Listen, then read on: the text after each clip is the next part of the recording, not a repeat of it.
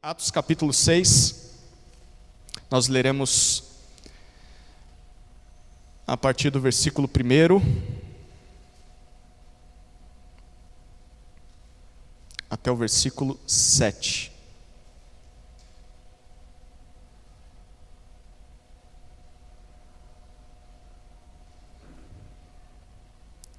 Atos capítulo 6,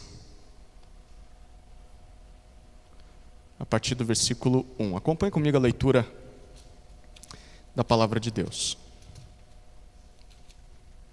Naqueles dias, aumentando o número dos discípulos, houve murmuração dos helenistas contra os hebreus, porque as viúvas deles estavam sendo esquecidas na distribuição diária. Então os 12 convocaram a comunidade dos discípulos e disseram: não é correto que nós abandonemos a palavra de Deus para servir às mesas. Por isso, irmãos, escolham entre vocês 7 homens de boa reputação, cheios do Espírito Santo e de sabedoria, para os encarregarmos desse serviço. Quanto a nós, nos consagraremos à oração e ao ministério da palavra. O parecer agradou a todos. Então, elegeram Estevão, homem cheio de fé e do Espírito Santo, Filipe, Prócoro, Nicanor, Timão, Pármenas e Nicolau, prosélito de Antioquia.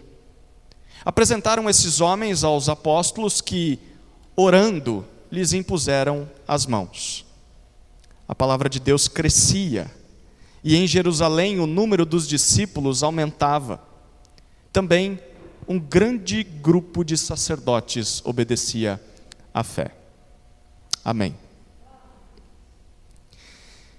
Como fazer uma igreja crescer? Como fazer uma igreja crescer? Pergunte isso ao Google, e ele vai te oferecer 2 sugestões. São 2 artigos. Eu procurei em português e em inglês. Basicamente, os 2 artigos nos oferecem vários itens, várias estratégias, e eu vou apresentar para vocês as principais sugeridas. Primeira, trabalhe em suas boas-vindas. Que os visitantes se sintam em casa nas suas reuniões. Segunda sugestão desses artigos: faça programas especiais para os jovens. Terceira, esteja presente e ativo nas redes sociais. Fique postando bastante coisa sobre a sua igreja. Quarta, motive as pessoas ao invés de gerar culpa nas pessoas. Não vem com esse papo de que elas têm pecado. Vem com um papo motivacional para que elas se sintam animadas, alegres quando vierem para as suas reuniões. Quinta sugestão: organize grandes eventos além dos cultos. Eventos bombásticos que atraiam multidões, o máximo de pessoas possível para esses eventos. Sexto, contrate uma equipe de marketing digital. É sério, estava lá. Sétimo, tenha serviços especiais de férias. Os pais não aguentam ficar com as crianças em casa nas férias. Então, que fiquem na igreja. Dê um jeito de atrair as crianças nas férias para liberar os pais nesse período. Oitavo, mande e-mails todos os dias e no mesmo horário para todos os contatos que você tiver apresentando as programações da igreja. Nono, crie um grupo de WhatsApp para ficar divulgando os trabalhos da igreja. E 10º, ofereça a melhor experiência de culto para os seus visitantes. Então, que tenha uma boa música, com profissionais nos instrumentos. Ofereça para essas pessoas mensagens animadas, com pregadores ilustres, cativantes, e que tenha comida no final. Ofereça comida de graça e a igreja cresce. Parece brincadeira, não parece? Mas está lá. São 2 igrejas que oferecem esses 2 artigos estão pagando para o Google colocar como primeiro item quando você pesquisa na internet. Eles estão falando sério. Eles realmente acreditam que isso fará a igreja crescer. Agora, essas coisas não significam que são todas ruins. Tem uma ou outra aqui que é interessante, mas será que é isso que nós deveríamos fazer? Será que se nós fizéssemos essas coisas, a nossa igreja cresceria? Talvez sim, mas e se crescer? Esse crescimento seria como? Seria um crescimento saudável? Seria um crescimento bíblico? Bom, nessa noite nós não vamos perguntar para o Google ou para os gurus de crescimento de igreja como é que se faz a igreja crescer. Nós vamos perguntar para o dono da igreja. Vamos perguntar para Deus, abrindo a Escritura, a palavra dele. Esse texto que nós lemos fala sobre isso e muito mais coisas, a gente vai perceber isso. Como é que nós fazemos para que uma igreja cresça? Eu vou resumir o conteúdo de Atos 6, de 1 a 7, em 6 lições a respeito do crescimento de igreja. 6 lições a respeito do crescimento de igreja. A primeira lição está no versículo 1. E a lição é a seguinte: com o crescimento numérico, crescem também os problemas. Com o crescimento numérico, crescem também os problemas. Olha o versículo 1 mais uma vez. Naqueles dias, aumentando o número dos discípulos, houve murmuração dos helenistas contra os hebreus, porque as viúvas deles estavam sendo esquecidas na distribuição diária. Até aqui, em Atos, nós vimos que a igreja em Jerusalém, ela contava com mais de 5.000 homens, sem contar as mulheres, as crianças. E o texto diz que o grupo apenas aumentava. Tem uma nota de rodapé importante aqui. Porque se você perceber, o versículo 1 diz para nós que o que crescia naquela igreja era o número de... Qual que é a palavrinha? Discípulos. É assim que está na sua Bíblia, não é? O texto não diz que crescia o número de frequentadores de igreja. O texto não diz que crescia o número de membros de uma igreja local. O texto diz, e no Novo Testamento, todas as vezes em que alguém cria em Jesus, era chamado de discípulo de Jesus. Cristão aparece apenas 2 vezes no Novo Testamento. Todas as demais vezes é para falar que aquelas pessoas que creem em Jesus são seguidoras de Jesus, discípulos de Jesus. Não havia naquela época separação, ou melhor, não havia separação entre ser cristão e ser discípulo, entre ser membro de igreja e ser discípulo. Hoje em dia parece que há. A pessoa faz parte de igreja, mas não diz, eu sou um seguidor de Jesus mesmo. Eu sou membro de uma igreja. Bom, segundo o Novo Testamento, ou você é discípulo de Jesus, ou você não é crente. Não tem um terceiro caminho. Ou é, ou não é. Simples assim. Mas tem muita gente que não entende isso hoje em dia. Pois é. O versículo 1 diz para nós que esse crescimento numérico, ele não era ruim, mas com ele nós percebemos alguns problemas. Pelo menos 3 são citados aí. O primeiro problema é que as viúvas crentes em Jesus, elas começaram a passar necessidades. Era comum que o judeu, ele cuidasse das suas viúvas. Era difícil encontrar isso num cidadão romano, mas o judeu, normalmente, ele cuidava das suas viúvas. Mas imagine isso, você cuida da sua viúva, talvez a sua avó, a sua mãe, e do nada a sua mãe ou sua avó passam a crer que Jesus é o Messias, mas você não. Então o que os judeus começaram a fazer? Ah, é assim? Você vai trair o nosso povo seguindo esse que nós não acreditamos ser o Messias? Então que eles cuidem de vocês. E isso que acontecia. Aquelas viúvas paravam de ser ajudadas pelos seus pares, pelos seus familiares, e começavam a ser auxiliadas pela sua segunda família, que eram os discípulos de Jesus. Esse é o primeiro problema. O segundo problema é que nem todas as viúvas estavam sendo atendidas. Conforme nós vimos nesse versículo, havia irmãos que doavam, ou melhor, nós vimos isso já nos textos anteriores, havia irmãos que doavam os bens, propriedades, para que os recursos pudessem ser úteis para ajudar quem precisava. E, por algum motivo, um grupo especial de viúvas estava sendo deixado de lado. O texto diz que estavam sendo esquecidas nessa distribuição de alimentos. O versículo diz que eram as viúvas dos helenistas. Quem são estes? Eram judias que tinham nascido fora de Jerusalém, que vinham de uma cultura grega. Apenas as viúvas hebreias, aquelas que nasceram dentro de Jerusalém, eram ajudadas. Por quê? A gente não sabe ainda. O texto há de mostrar para nós talvez alguns indícios. Mas nós vemos um terceiro problema aqui. O terceiro problema é que isso gerou murmuração dentro da igreja. A murmuração, o texto não diz que vem por parte das viúvas esquecidas. A murmuração diz que vem por parte do grupo daqueles que tinham as suas viúvas sendo esquecidas, os helenistas. Ao invés desses homens e mulheres buscarem os responsáveis pela distribuição e descobrir por que elas estão sendo esquecidas, oferecer uma solução, pensar em como aquilo poderia ser resolvido, eles preferiram reclamar em voz baixa uns com os outros. É isso que significa murmurar. E preferiram fazer isso com quem não tinha nada a ver com o assunto. Você não acredita o que aconteceu hoje? A minha viúva não recebeu a porção. Onde já se viu? E isso começou a ser espalhado. Deve ter gente mal intencionada no negócio. Estão pegando para eles o dinheiro. Começou um burburinho na igreja, murmuração. Que bela solução, né? Pergunta, isso resolve o problema?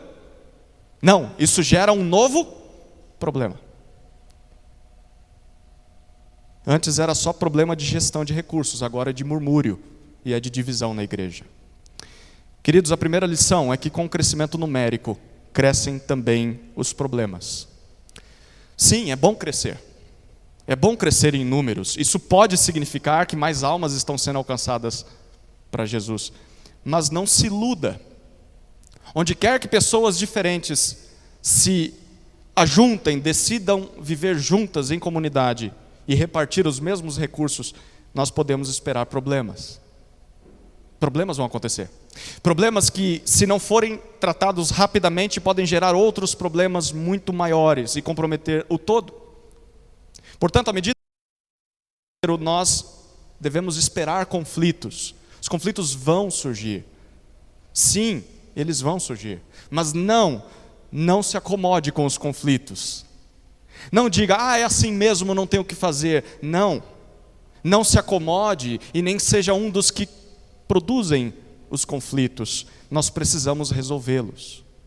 E precisamos resolvê-los rápido, antes que eles se alastrem, antes que eles causem mais prejuízo. Ao mesmo tempo, eu quero que você perceba o quanto a murmuração, ela não é solução para nada. A murmuração, ela só provoca mais problemas. Querido irmão, querida irmã, deixa eu dizer uma coisa. Se tem algo que te incomoda na vida da igreja, você deveria procurar a pessoa responsável por aquilo. E não ficar fofocando, murmurando, reclamando com quem não pode resolver a questão. Você deveria ter a hombridade e a piedade de olho no olho apresentar a questão. E dizer, por que é assim? Por que não resolvemos ainda? Como podemos resolver? Queridos, a murmuração não resolve. Ela só gera mais problema. Murmuração só atrapalha. Murmuração só divide a igreja. Sejamos piedosos ao perceber um problema, ao invés de gerar mais problema ainda. Amém? Primeira lição: o crescimento numérico produz também mais problemas. Segunda lição, versículo 2, é que as necessidades físicas não podem desviar o foco do ensino da palavra de Deus. As necessidades físicas não podem desviar o foco do ensino da palavra de Deus. Olha o que diz o versículo 2. Então, os 12 convocaram a comunidade dos discípulos e disseram: não é correto que nós abandonemos a palavra de Deus para servir as mesas. Fofoca e murmuração corre rápido, não é? Se espalha muito mais do que a verdade. E isso chega aos ouvidos dos 12, são os 12 apóstolos. O que eles fazem? Como bons batistas, convocam uma assembleia extraordinária. A propósito, tem assembleia semana que vem, tá? Venha na parte da manhã, assembleia ordinária. A igreja se reúne, os discípulos estão todos ali, então os apóstolos, eles querem falar com o povo. E o que eles dizem? Irmãos, queridos, amados, olha, nós reconhecemos que há viúvas em nosso meio que precisam de ajuda, e eles chamam isso de servir mesas. Ajudar essas viúvas é servir as mesas delas, trazer alimento para a mesa delas.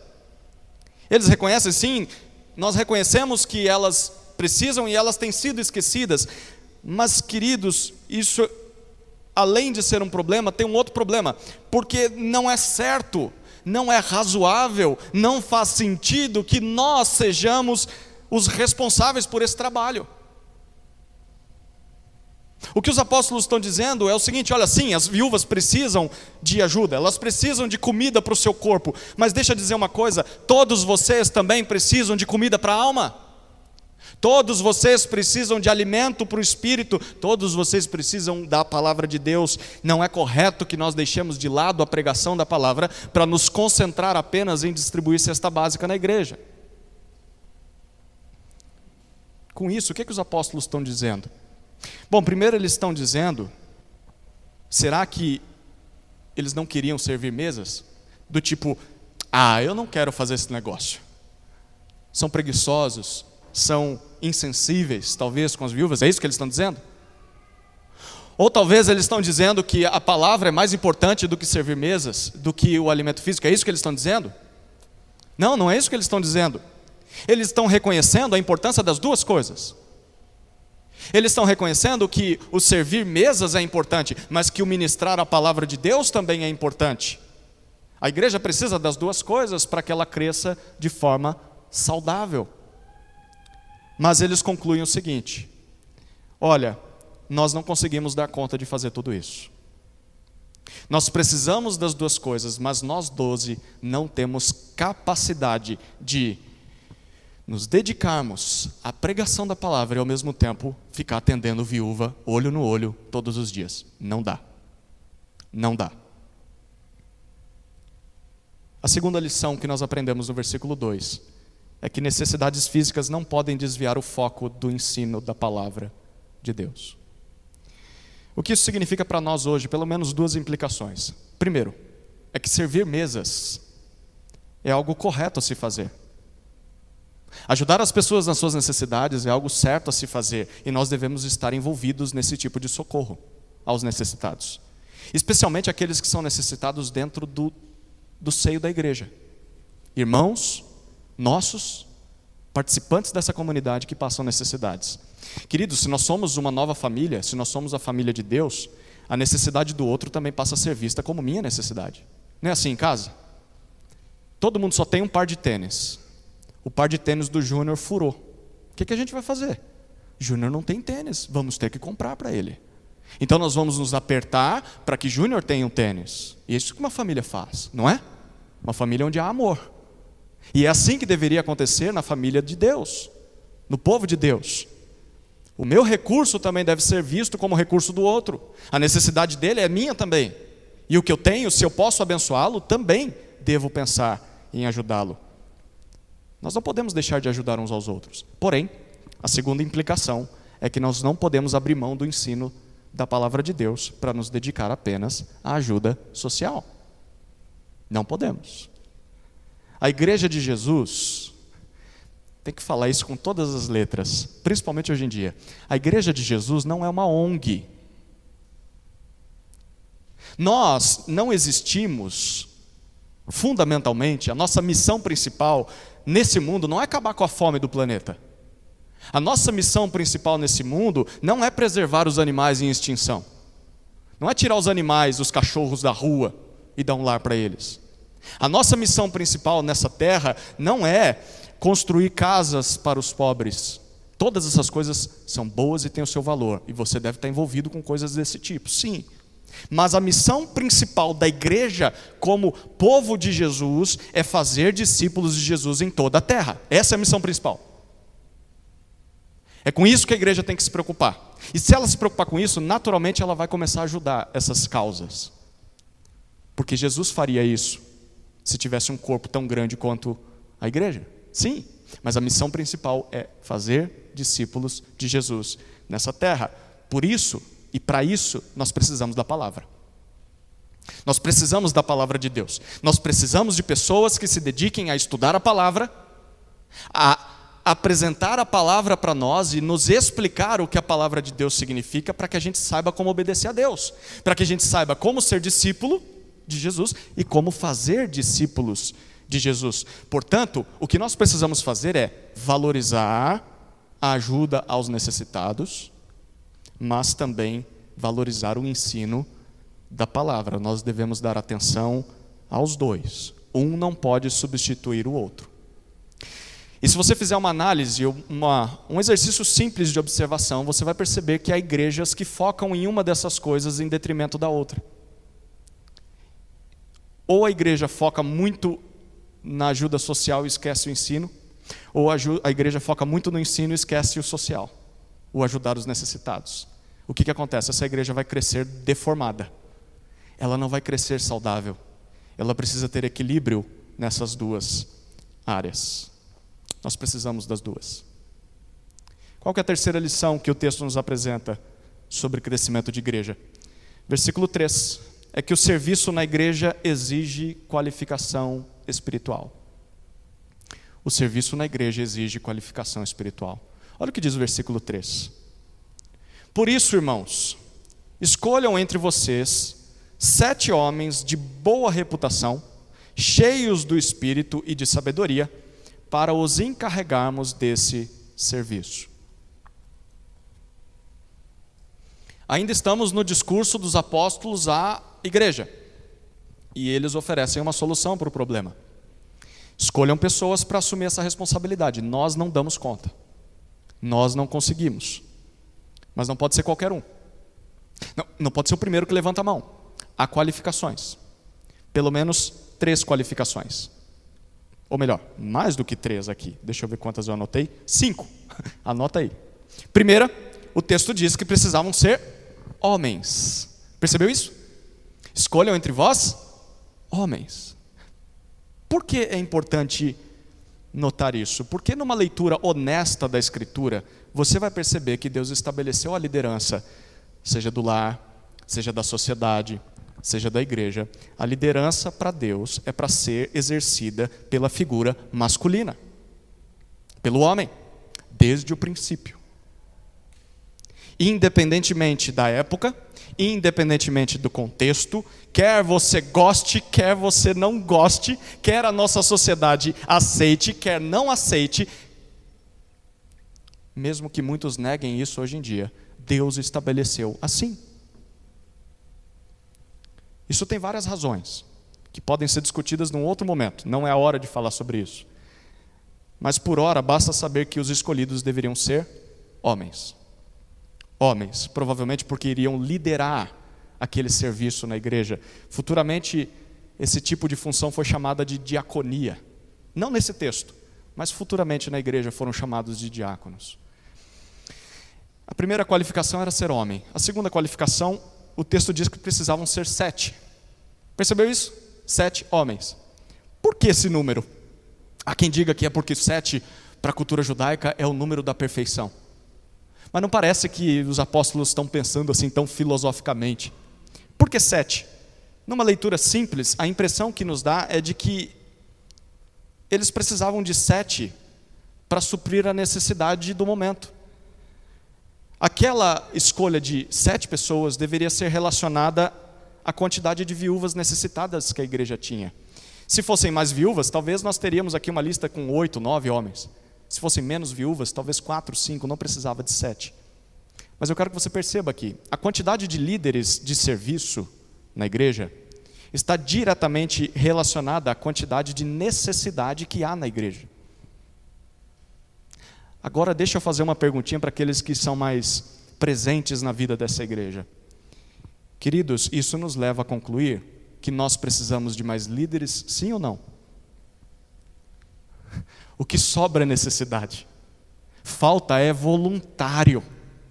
Eu acabei de falar sobre o esporte, falta gente para falar, pode contar comigo. Sábado à tarde, pode deixar que eu faço. Falta gente para servir. A necessidade está aí. Nossa igreja precisa avançar mais nisso, queridos. Precisamos de mais pessoas para se envolver no serviço.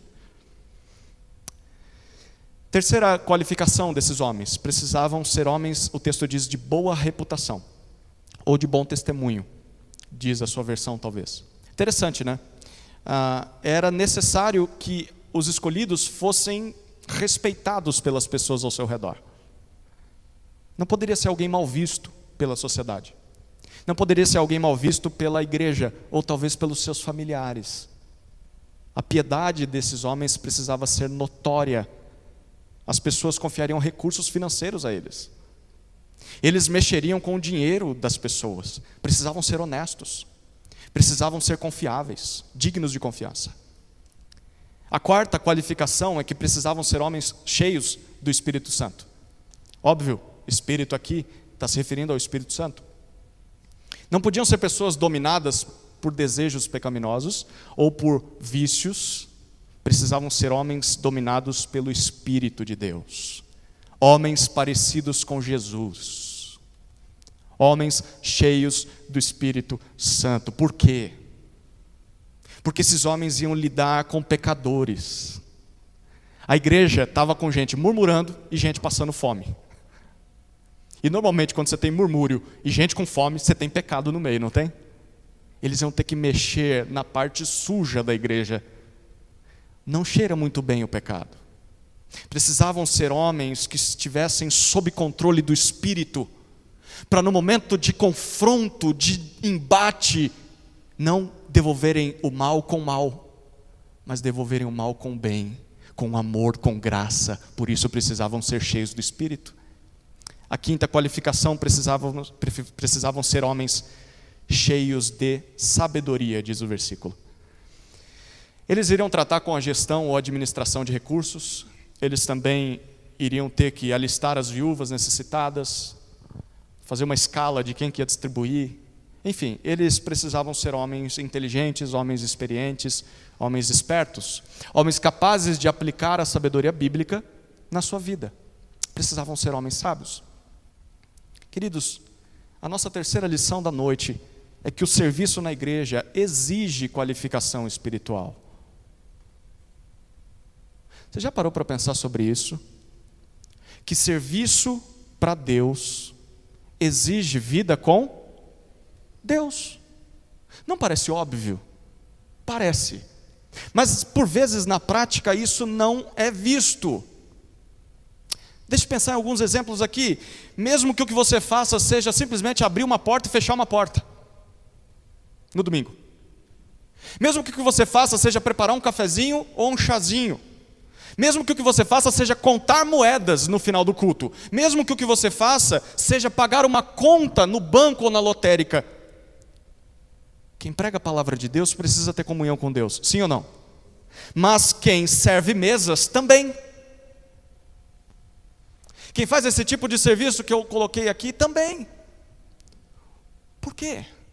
Por que esses homens precisavam ser tão espirituais assim?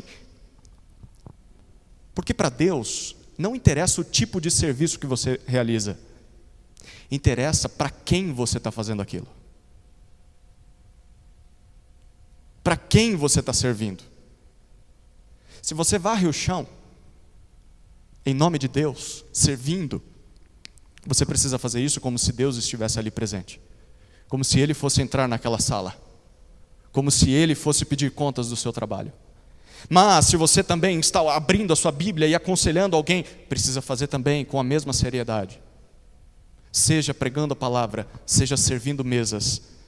Qualquer serviço realizado para Deus e para o povo de Deus, não se trata apenas de algo físico, se trata de algo espiritual.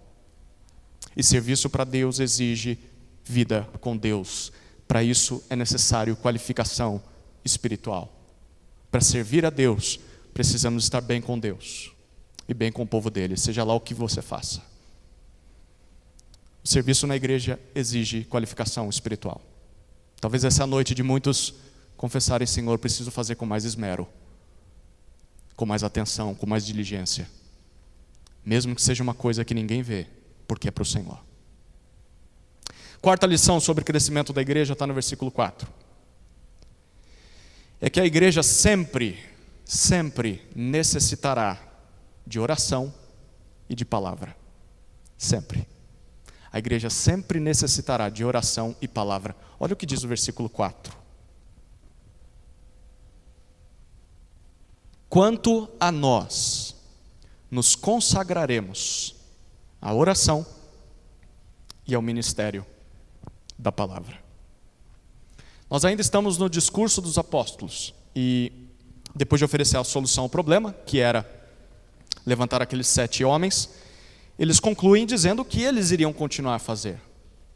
E eles dizem: nós vamos nos consagrar, nós vamos nos dedicar a 2 tarefas principais. Primeiro, a oração.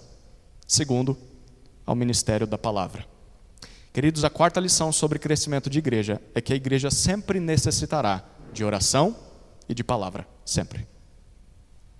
Sim, a igreja precisa de socorro físico. A igreja precisa de alimentos. O povo de Deus precisa de remédios, precisa de transporte. Sim, o povo de Deus precisa de homens que liderem esse tipo de serviço, mas também precisa de socorro espiritual. Precisa de oração e precisa de palavra. E a igreja de Jesus, para fazer isso, precisa de homens que liderem esse tipo de serviço. Ministério da palavra significa serviço da palavra. É isso que a palavra ministério significa. A igreja precisa de homens que sirvam também mesas e a palavra. Isso significa pelo menos 2 coisas para nós. A primeira é que aqueles que lideram ou que pastoreiam a igreja precisam se dedicar, em primeiro lugar, ao quê? O que os apóstolos falaram que seria a sua primeira tarefa? Oração. Oração. Aqueles que pastoreiam o povo de Deus precisam se dedicar primariamente à oração. Os apóstolos colocaram isso como a primeira tarefa. Depois é que eles colocam a ideia de ministrar a palavra. De acordo com esse texto, a oração ocupa ou deveria ocupar, no mínimo, a metade do tempo de um pastor. Ele vai se dedicar às 2 coisas. Metade do tempo é para a oração. Deixa eu dizer uma coisa para vocês. Normalmente, seminaristas, e aqui nós temos seminaristas que vão me ajudar a confirmar isso. Seminaristas, eles são instruídos a como ler a Bíblia para pregar a Bíblia. Então você tem várias matérias no seminário. Você tem o grego, você tem o hebraico, para aprender a ler o Antigo e o Novo Testamento. Você tem aula de exegese bíblica, você tem aula de hermenêutica, você tem aula de homilética para aprender a pregar, e há diversos livros, há diversos cursos, conferências, congressos, mesmo depois que saírem do seminário, serem pastores para que eles saibam pregar. Essas coisas todas são boas, não são ruins. Mas, dificilmente você vai encontrar uma matéria de seminário intitulada, abre aspas, como orar. E qual é a importância da oração para o ministério pastoral, fecha aspas. Dificilmente você vai encontrar uma matéria dessa. Livros assim são os que menos vendem. Livros que têm o nome oração. Cursos assim, imagina alguém vendendo um curso. Vamos aprender a orar. Vem aqui, vamos passar a madrugada em vigília, orando. Eu vou te ensinar como faz isso. Eu vou pagar para fazer isso? Está louco? É interessante. Quem pagaria para participar de uma conferência de oração? Quantas horas por dia um pastor deveria gastar em oração a Deus? Seja pela sua vida, seja pela sua família,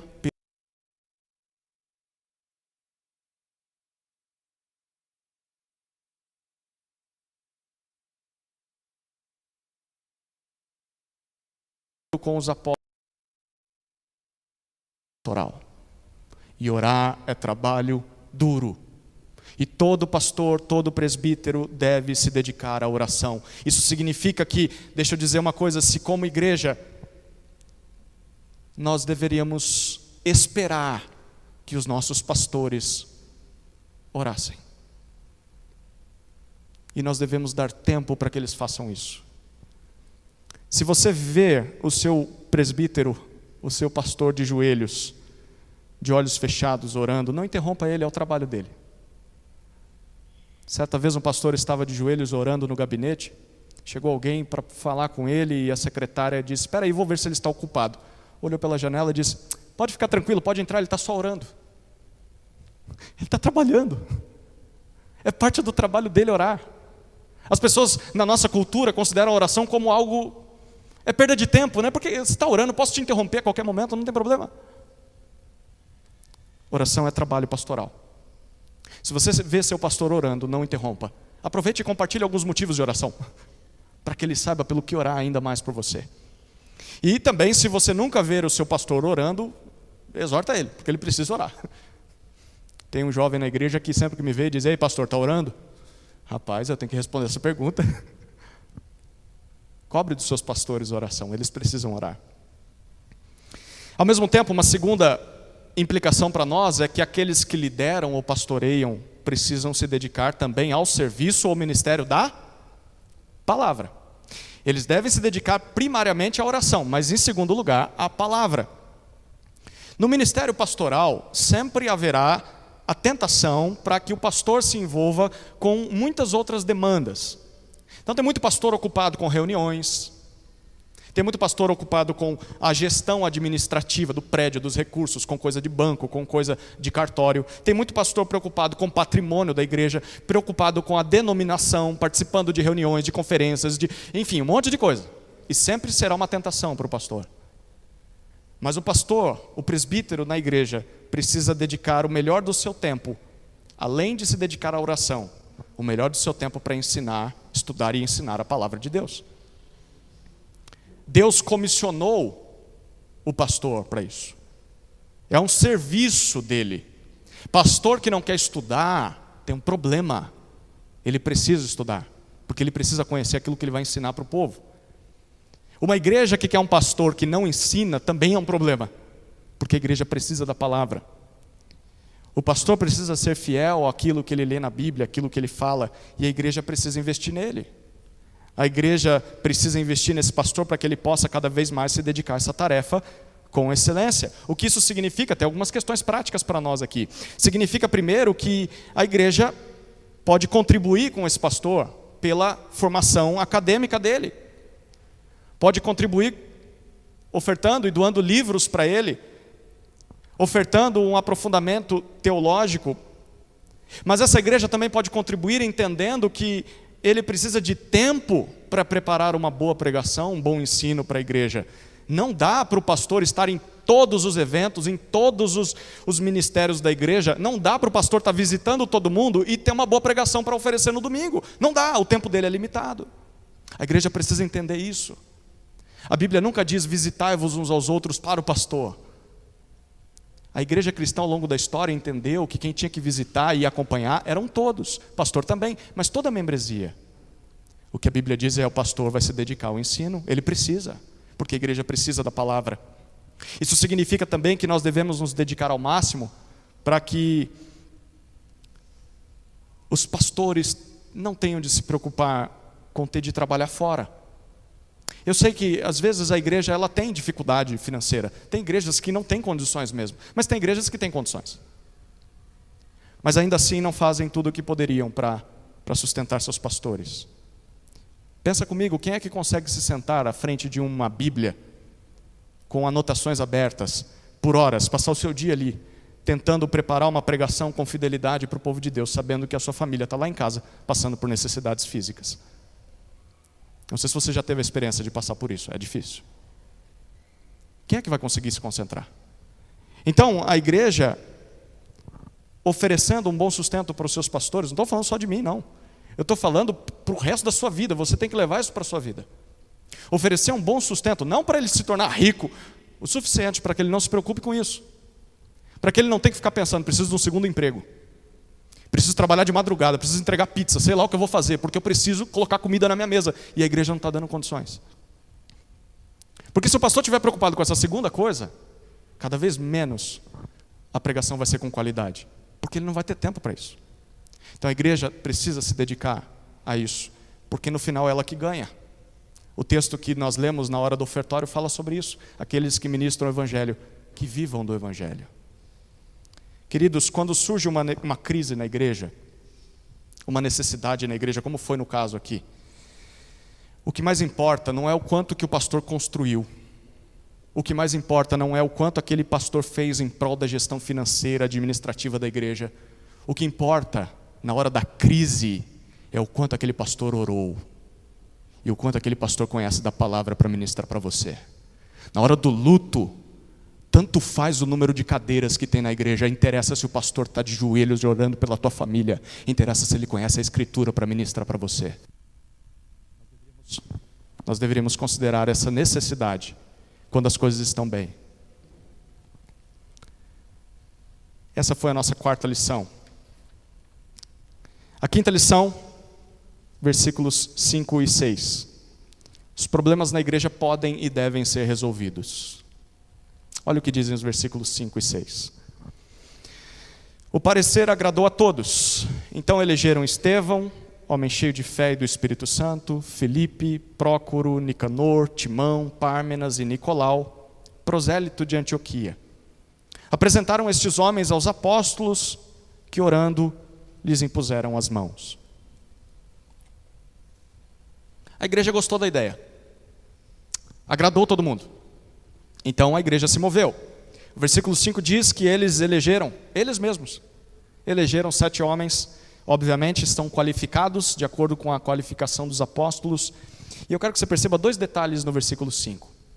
O primeiro detalhe que o texto deixa implícito é que os homens já estavam na igreja.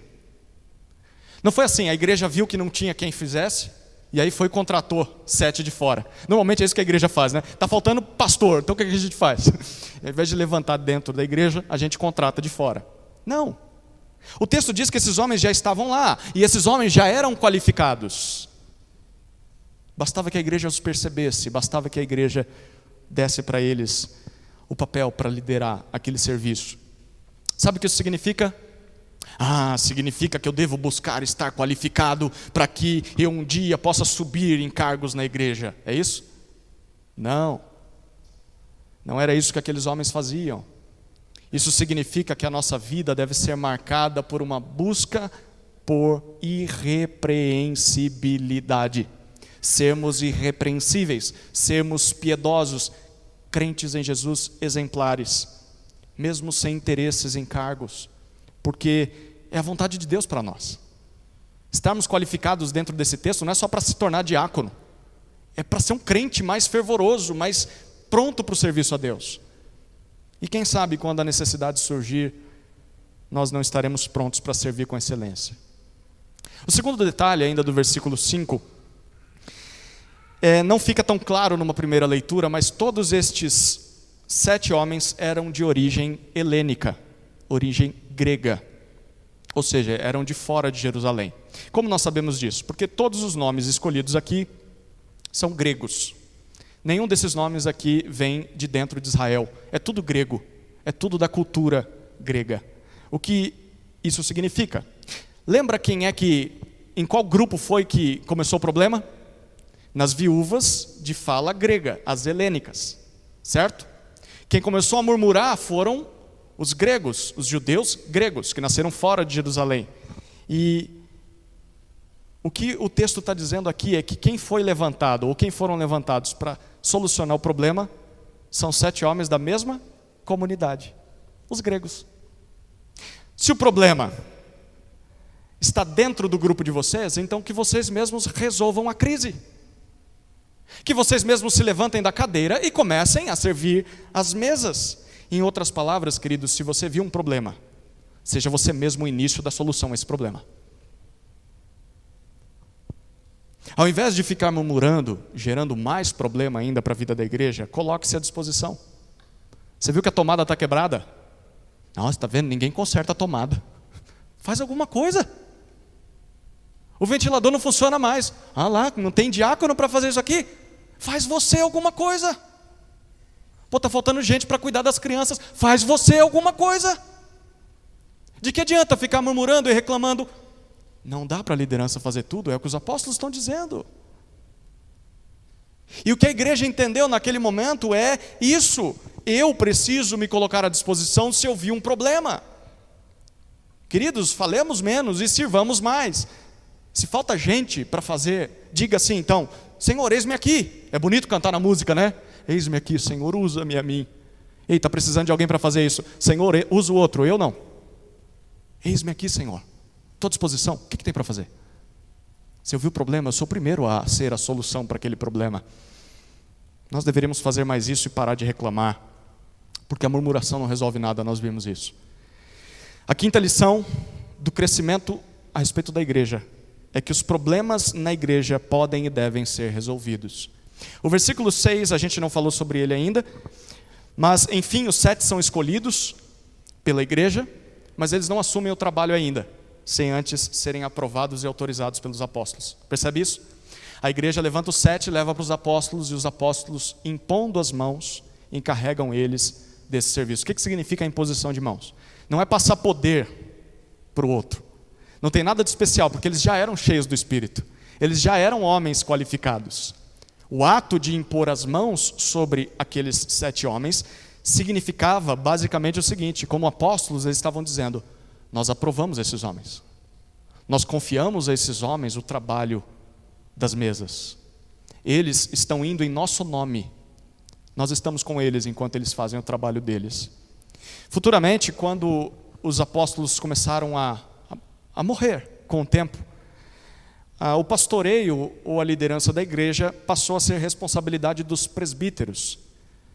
Presbíteros eram anciãos, homens sábios, homens maduros, piedosos, dentro da comunidade, que também são chamados no Novo Testamento de bispos ou de pastores. Então, se você vê bispo, pastor, presbítero, está falando da mesma coisa. É quem continuou pastoreando a igreja de Jesus. O que isso significa, queridos? Significa que a igreja pode até identificar homens piedosos e responsáveis que possam exercer algum tipo de serviço, algum tipo de liderança dentro da igreja. Mas isso deve passar pela autorização e pela aprovação dos seus presbíteros e pastores. Deixa eu dizer uma coisa: por vezes a gente vê uma pessoa só de domingo e diz: nossa, a pessoa é tão piedosa, fala tão bem e serve tão bem no domingo, por que não poderia ser líder da igreja? Tem coisas talvez da vida da pessoa que você não conhece. O pastoreio conhece. O pastor conhece. Muitas vezes nós também murmuramos por causa disso, porque nós só vemos uma parte da situação. Por isso que o pastoreio precisa estar envolvido. Óbvio, é uma grande responsabilidade dos pastores, porque eles não podem lidar com isso com parcialidade, com preferência. Esse aqui eu quero na liderança, esse aqui eu não. Precisam ser piedosos nisso também, mas a igreja precisa confiar nos seus pastores nesse processo, porque tem coisas que só pastores descobrem sobre a vida das pessoas. Tem coisas que ainda estão sendo tratadas, que precisam ser resolvidas. Então, quando a igreja confia nos seus líderes, e os líderes são leais à palavra de Deus, ao Senhor, os nossos problemas podem e serão resolvidos. Quem vê o problema se coloca à disposição para servir, e a igreja confia e se submete à sua liderança, uma liderança piedosa, que por sua vez precisa liderar, como Jesus espera que eles façam. Sexta e última lição sobre crescimento de igreja está no versículo 7. Quando há a correta dedicação à oração, à palavra e ao serviço, a igreja cresce. Quando há a correta dedicação a essas 3 coisas. Olha o versículo 7 o que diz: a palavra de Deus crescia, e em Jerusalém o número dos discípulos aumentava. Também um grande grupo de sacerdotes obedecia à fé. Você vai se lembrar que no versículo 1, o nosso texto começou dizendo que o número de discípulos aumentou na igreja. Lembra disso? Agora o texto termina dizendo que uma outra coisa também estava aumentando. O que estava aumentando? Diz o versículo 7. A palavra de Deus. Interessante, né? A consequência daquela crise foi que a palavra de Deus cresceu. Em outras palavras, uma vez que aqueles 7 homens começaram a liderar o serviço, uma vez que os apóstolos puderam voltar a se dedicar à oração e ao ministério da palavra, uma vez que as viúvas passaram a ser alimentadas, a murmuração acabou e o melhor de tudo, o testemunho do evangelho cresceu. A palavra de Deus se espalhou ainda mais. Repare nisso, querido. Quando cada um de nós se dedica ao serviço de Deus, sem murmuração, sem reclamação, sem considerar um trabalho mais importante que o outro, quando nós fazemos isso, a pregação do evangelho aumenta, o nosso testemunho aumenta. Os pastores acabam tendo mais tempo para se dedicar ao ensino, os irmãos são mais capacitados porque estão aprendendo da palavra e começam a servir mais. Queridos, antes de crescer numericamente, uma igreja saudável crescerá na palavra, crescerá no conhecimento da palavra, crescerá no testemunho da palavra e crescerá na prática da palavra. Se nós queremos que a nossa igreja cresça, nós precisamos nos dedicar a essas coisas primeiro. Não adianta atropelar processos. Não adianta encher esse salão de gente se a gente não conhece a Escritura e não está servindo e não está orando. Ainda há um segundo resultado, diz o versículo 7.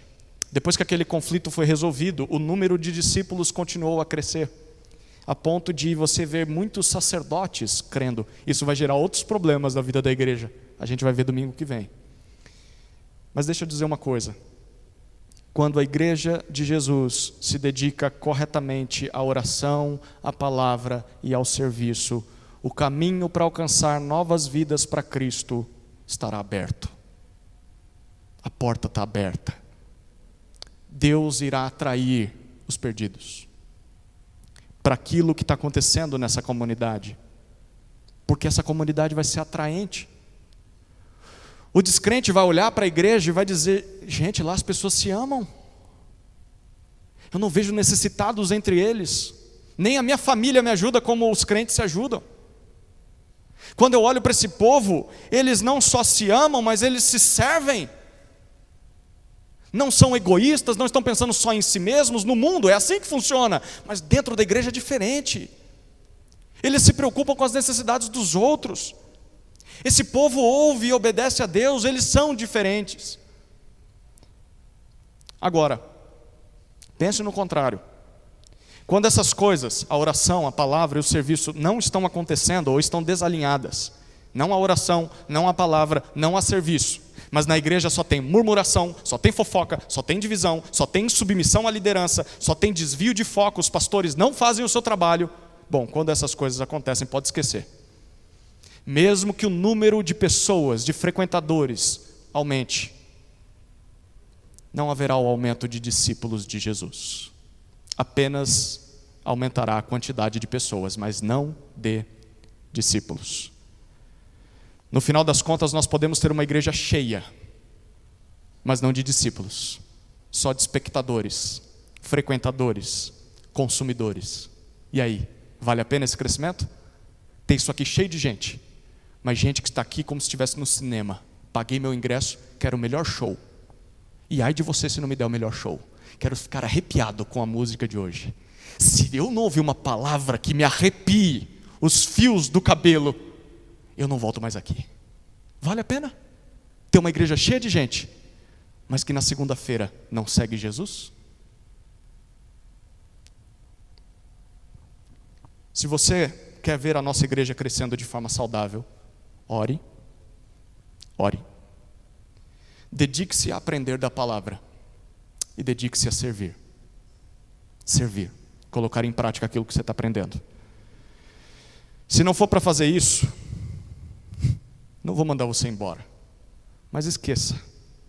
Se não for para fazer isso, esqueça. Nós poderemos até crescer em números, mas nós nunca seremos uma igreja saudável. Seremos uma igreja enferma, seremos uma igreja deformada. Discípulos de Jesus oram, discípulos de Jesus se dedicam à palavra, discípulos de Jesus servem uns aos outros. Uma igreja que cresce de forma saudável terá pelo menos essas 3 marcas. Essa é a 6ª lição. Quando há dedicação correta A oração, a palavra e ao serviço a igreja cresce. Talvez não crescerá em números, mas nós podemos ter uma certeza: vai crescer na fé, vai crescer em maturidade, vai crescer de forma saudável. Mas por quê? Por que que nós precisamos dessas coisas? Por que que nós precisamos da oração? Por que que nós precisamos da palavra? Por que que nós precisamos de serviço? E por que, se fizermos isso, cresceremos de forma saudável? Primeiro, porque quando nós oramos, Deus nos ouve. Quando nós oramos, Deus nos ouve, queridos. Por causa daquilo que Jesus fez na cruz, assumindo sobre si o castigo dos nossos pecados, Deus passou a nos considerar seus filhos. Que pai, ouvindo seu filho pedir alguma coisa que ele tanto precisa, Jesus disse isso, vai lhe dar uma coisa ruim?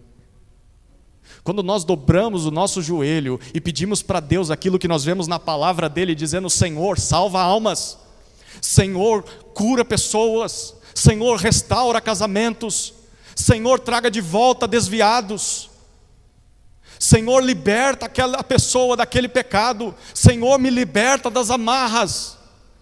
Quando nós oramos de acordo com a Escritura, você acha que Deus não vai ouvir, não vai se agradar em responder esse tipo de oração? Ele vai. Por isso, quando nós oramos, Deus nos ouve. Ele é um pai inclinado para ouvir esse tipo de oração. Ele quer ter relacionamento de intimidade conosco. Quando nós oramos, Deus nos ouve. Uma igreja saudável ora porque sabe que está orando por um Deus vivo, um Deus presente, um Deus que está junto com ela na missão. Por que que nós deveríamos nos dedicar à palavra? Porque quando nos dedicamos à palavra, Deus fala conosco. Deus fala conosco. Através da Escritura nós descobrimos a vontade de Deus para a nossa vida. E se nós temos pessoas que se afadigam a estudar a palavra, a explicar a palavra, a aplicar a palavra para nossas vidas, nós estaremos cada vez mais próximos da obediência ao Senhor. Queridos, uma igreja que deseja crescer se dedica à palavra, sim, se dedica à palavra, porque sabe que através da palavra e somente pela palavra, não por ideias humanas, não por filosofias de homens, mas só pela palavra, nós ouvimos o próprio Deus. Por isso, pastor, fale o que for, mas que seja a palavra. O dia que você parar de falar a palavra, sai daí. Essa deveria ser a nossa postura. Fala a palavra, que o que nós precisamos é a palavra de Deus. Amém? Quando nos dedicamos à palavra, Deus fala conosco. Terceiro lugar, por que nós nos dedicaríamos ao serviço? Bom, porque quando nós servimos uns aos outros, nós estamos refletindo o Deus que nos serve. Queridos, a maior demonstração do serviço de Deus a nós foi ter enviado o seu Filho naquela cruz. Não para que o servíssemos, mas para que Ele nos servisse e nos salvasse.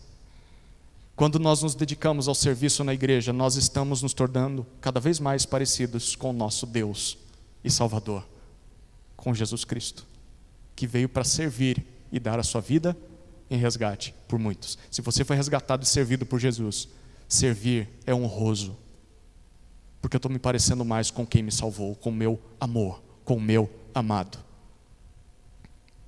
Queridos, para crescermos como igreja, tanto na fé como em números, mas de forma saudável, nós não precisamos do Google, não precisamos do último livro, a novidade do ano, não. Nós precisamos apenas ir para a Bíblia, perguntar: Deus, como que uma igreja cresce, Deus? Toda igreja na história que cresceu de forma saudável, você pode estudar, seja qual for a igreja, em qualquer país, em qualquer ano dessa história, toda igreja que cresceu de forma saudável se dedicou corretamente à oração, à palavra e ao serviço. Não tem igreja que cresça saudável sem uma dessas três coisas. Tem mais coisas, mas pelo menos essas três. Queridos, que esse seja o nosso objetivo. Amém? Vamos orar? Querido Jesus, obrigado pela Tua palavra. Obrigado pelo encorajamento que recebemos dela.